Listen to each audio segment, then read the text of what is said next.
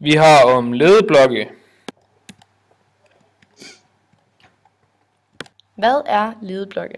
Ledeblokke kan hjælpe os, når vi skal finde ud af, hvor istidens aflejringer er kommet fra.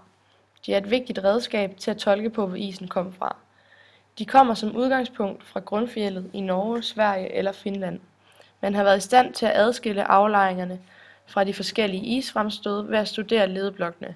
Det kan dog være et problem at bruge de forskellige ledeblokke til indikatorer, da ledeblokke kan flyttes flere gange, inden de bliver fundet på f.eks. vores strande. Lavarkitet er en magmatisk sten. Det betyder at den er en sten susnil i magmajorden. Navnet kommer fra Larvik i Norge, og stenen er meget berømt for sine smukke krystaller af 88% fosfat. Resten er sorte mineraler. Den har en kornet struktur og er massiv. Den kan veje 2,7-2,8 tons meter kubiske. Farven er grå med blå refleksjoner, og den er undertiden også kaldet som blågranit. Den betraktes som Norges nasjonalsten siden 2007. Denne sten er brukt til at bygge monumenter som statuer eller til dekorasjon. Noen ganger er det kvarts og olivin i stenen. Rumpe på fyr. Rumpe på fyr er en ledeblok, som er transporteret hertil med et isfremstød fra nord. Det er en af de mest kendte ledeblokke. Stenen stammer fra Oslo-området, hvor man kan finde den som en fast klippe. Rumpe på fyren findes ved den jyske nordvestkyst, ved Limfjorden og langs Kattegat mod syd til Samsø. Den er et godt bevis på, hvor langt den norske is nåede i den sidste istid. Den er også et godt eksempel på porfyrisk lava, og det vil sige, at det er en lava, som kommer først ud til overfladen, og derefter kommer de store krystaller ind, som er vokset i den flydende masse. Udseendet den er karakteriseret af lyse, store krystaller i en mørk, ofte brunlig og rødlig finkornet grundmasse. Der er op til 50 forskellige typer af rumpeporfyr, og det var Leopold von Buch, der i 1810 første gang beskrev rumpeporfyren. På kortet kan I se, hvor rumpeporfyren kommer fra. Kennedy-bas er en ledeblok bragt til Danmark med et isfremstød fra nordøst. Kennedy-bas kan ses som en fast klippe ved Kinnekulde i Sverige. Kennedy-bas er let at kende på sit blomkålslignende udseende og er almindelig på østdanske strande. Kennedy-basen er desuden et eksempel på en gangbjergart, hvor en smeltet stenmasse er løbet ind i en sprække nær jordoverfladen og størknet hurtigere end en granit, men langsommere end en basalt.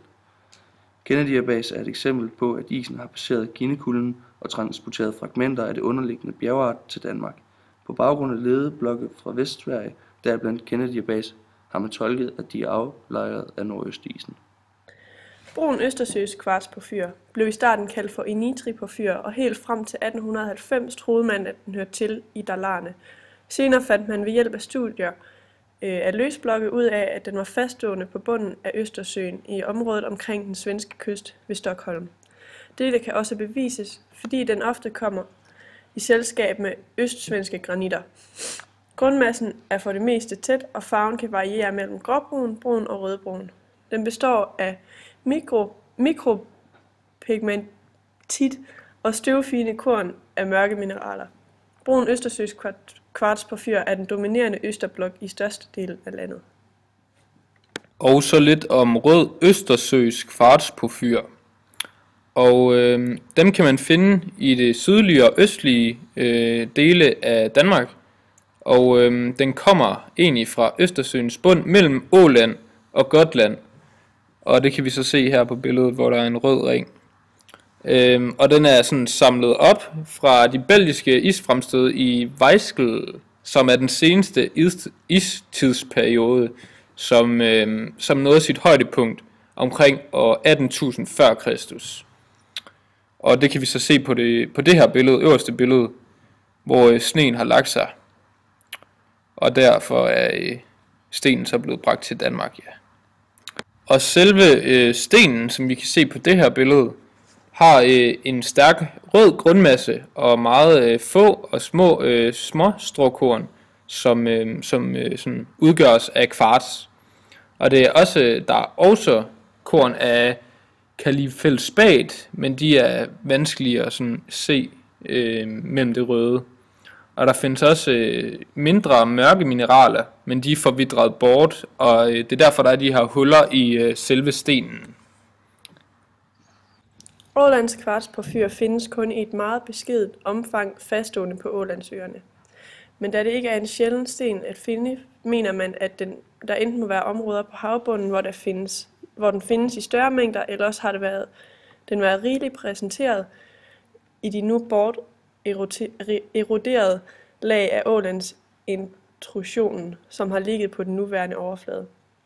Ålands kvartsporfyr har en rødbrun eller mørkebrun tæt grundmasse, som kan være granofyrisk. Der er strøkorn af kvarts, kalifeldspat og plagioglas. Oftest er kvartskornet mørkegrå, runde og stærkt korroderet, men kan også være kantede.